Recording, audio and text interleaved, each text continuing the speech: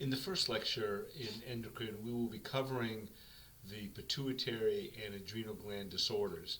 Remember, please review your endocrine A&P. This is a diagram showing different parts of the brain, including the pituitary gland. Okay, the first disorders of the pituitary gland deal with the anterior lobe, and it produces growth hormone. Too much growth hormone, we get acromegaly for adults or gigantism in pediatric patients. If it's too little, then we have issues related to short stature. These pictures represent some of the physical characteristics of acromegaly. Due to the rapid growth of cells, individuals who suffer from acromegaly do have very weak muscles. They suffer from joint pain. Just think about growth pains with children who are growing up. There is a thickening of the lips, nose, and tongue. Deepening of the voice because of the tissues that are around the vocal cords. Same issue, those thick mucous membranes also have an issue with developing sleep apnea for these clients. Headaches, impaired vision. There is an issue with glucose intolerance and also sexual dysfunction. All right. How do we diagnose hyperpituitarism? Well, we can do some blood work. Of course, we can always check growth hormone levels. Those aren't quite as accurate because growth hormone fluctuates throughout the day. However, growth hormone produces and releases this insulin-like growth factor 1, or IGF-1, from the liver and other tissues. Another test that we could do is the oral glucose tolerance test. And again, as we talked about, growth hormone fluctuates widely throughout the day. But when someone does not have hyperpituitarism, it is suppressed after eating sugar-containing food or drink. For people with acromegaly, sugar consumption will not reduce the high levels of this hormone. So the glucose tolerance test is very reliable and is done in initial investigations for this condition. So the patient is going to take a sugary drink, and then the doctor will take blood tests for sugar and growth hormones at different intervals over a 2-hour period. Additionally, we can do MRI and CT scans to see if there are structural changes that are related to acromegaly. Okay, let's talk about treatment. As I discussed in the previous slide, there are images that we can get through the MRI and CT scans.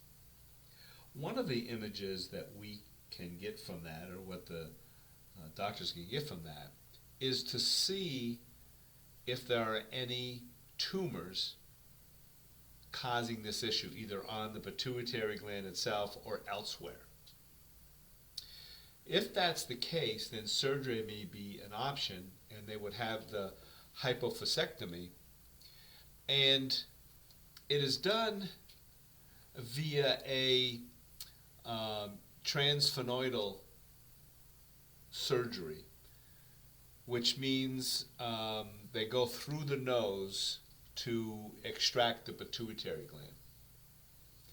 There's also medication therapy that can be done, and also radiation therapy. Okay, so now let's discuss hypopituitarism, or the deficiency in the production of growth hormone. So in addition to dwarfism, there are other assessments or symptoms associated with hypopituitarism, such as fatigue, anemia, again a reduced sex drive, headaches, menstrual irregularities, testicular atrophy, and a decreased libido. Diagnostically, we're going to get the same blood work. We're also going to do an MRI or CT scan, and we're just looking for the opposite results, or we would see the opposite results in hypopituitarism than what we would have seen with hyperpituitarism. Because hypopituitarism can also be caused by tumors, it's the same treatment as far as surgery and radiation therapy. The one difference might be is a drug therapy with hormone replacement. Now, having said that, for hypopituitarism, if there is an issue where the surgery for hyperpituitarism disrupts the production of growth hormone, those individuals post-op may also need to have hormone therapy. Now let's talk about the posterior pituitary disorders. And that has to deal with ADH. The important concept here is to understand that it's ADH is the anti-diuretic hormone. So just the opposite of what you would think that would happen with a diuretic. So anti-Lasix. So if somebody has hyperpituitarism, they have too much ADH, which means they're going to retain fluid, as opposed to hypopituitarism, where they're going to lose fluid. Now, too little ADH is called diabetes insipidus, and I'll get into that a little bit of why it's called diabetes insipidus, but you must understand the differences between diabetes insipidus and diabetes mellitus. Okay, so as I talked before, that if we have too much ADH, it's called the syndrome of inappropriate antidiuretic hormone. And one little key thing that you could use to remember this is that with this, they're low and wet. So low sodium, but they have a lot of fluid in the body. All right, so what can cause the syndrome of inappropriate antidiuretic hormone? Well, tumors of the head and neck, cancer, especially lung cancer, trauma to the head, encephalitis, meningitis, lung diseases, those kinds of things that can affect the pituitary, the posterior pituitary. All right, so assessing a patient. We talked about low and wet, two key concepts for this. Low, of course, being sodium. They have hyponatremia, and those signs and symptoms that go along with patients who have hyponatremia are signs and symptoms for people who have this syndrome of inappropriate antidiuretic hormone. The wet part is fluid retention. So you're going to see edema both dependently and in the lungs. Treatment is related to whatever is causing this syndrome of inappropriate antidiuretic hormone. We talked about cancers, tumors, trauma, heart failure, those kinds of things. So the treatment of those, which may also include surgery, are things that they're going to pursue for this. We're going to have our own things to do, such as fluid restriction. We might administer furosemide to try to get that fluid, that excess fluid out of the body, and of course, seizure precautions. So I've included a few pediatric considerations for this syndrome of inappropriate ADH. Sugarless hard candy, just to keep the mucous membranes moist. Make sure they have a medical bracelet and that the school is aware of these things so that they can be on the lookout for any worsening signs and symptoms. All right, so the opposite of low and wet is high and dry. So diabetes insipidus, which means the client has too little ADH, means they have high sodium and a lack of fluid in the body. Now remember, for both of these, it has to do with the delusional capacity of sodium. So there's little fluid in it, so the sodium levels will be higher. Think the 3Ds when you're thinking of diabetes insipidus. So diabetes insipidus, you have decreased ADH and diuresis. All right, so what are some of the causes of diabetes insipidus? Well, it's called central diabetes insipidus, which is the most common, and those have to do with issues in and around the hypothalamus, such as tumors or head trauma, some kind of infection. The other piece can be the kidneys themselves, a nephrogenic cause, which just means that the kidneys have some sort of defect. So what might we assess with a patient who has diabetes insipidus?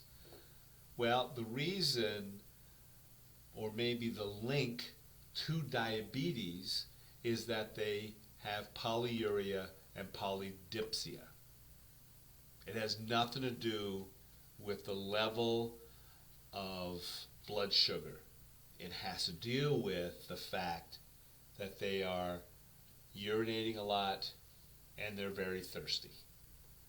And so the signs and symptoms of it relate to that. Slow skin turgor, weight loss, tachycardia related to the low fluid volume, hypotension, same thing, hypernatremia, again, there's more sodium in there than there is fluid to dilute it. And because of that, there's low urine specific gravity. Okay, so what are we going to do to treat people who have diabetes insipidus? Well, as before, and what we talked about, we're going to try to treat the underlying cause, which again may be surgery. So when we talk about patients who have diabetes insipidus and have to undergo surgery, we need to talk about and think about post-op complications. Of course, fluid replacement, because remember they're dry. And we will administer desmopressin, which is a synthetic vasopressin that helps to have an antidiuretic effect. Again, pediatric considerations would be making sure the school is aware and a medical bracelet. And in all of these cases, education is very key, not just to the patient, but to their family members and anybody else that are around them. All right, this is a picture of the kidneys and the adrenal glands. The adrenal glands sit on top of the kidneys, and it's made up of a medulla and a cortex. The outer cortex produces hormone steroids, and the medulla produces adrenaline, norepinephrine, and those kinds of things. So think of the fight or flight syndrome for the medulla. So we're going to first look at adrenocortical insufficiency. One of those is called Addison's disease, and one of the famous people who suffered from that was our President, John F. Kennedy. So Addison's disease, or adrenocortical insufficiency, symptoms are related to the underproduction of cortisol. So those things would be nausea, vomiting, weight loss, a bronze-colored skin pigmentation if it's related to ACTH. Everybody thought that President Kennedy had a perpetual tan, for those of you who might remember that. Abdominal and joint pain is very common. Headaches, hypotension, which initiates this craving of salt because the body wants to retain more fluid, so it's telling you to increase your salt intake. So how do we diagnose adrenocortical insufficiency? Well, there's, of course, blood work, and you'll see what that may indicate. ECGs for any electrical conduction issues for the heart. CT scan, MRI to detect any tumors. And then there's the ACTH simulation test. ACTH is adrenocorticotropic hormone, which is produced by the anterior portion of the pituitary gland. And ACTH regulates levels of the steroid hormone cortisol, which is released from the adrenal gland.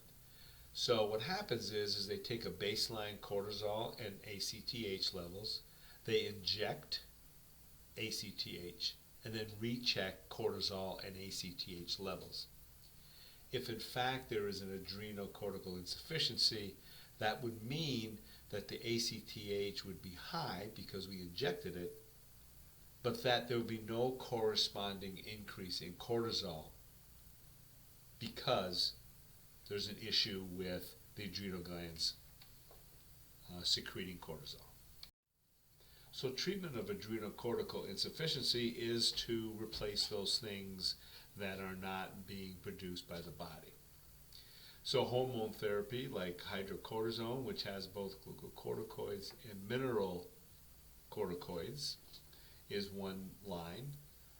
Also for women, they may need to replace the androgen with dehydroepiandrosterone, DHEA. And we're also going to add salt to the diet to help with fluid retention. So a life-threatening crisis for adrenocortical insufficiency is called Addisonian crisis.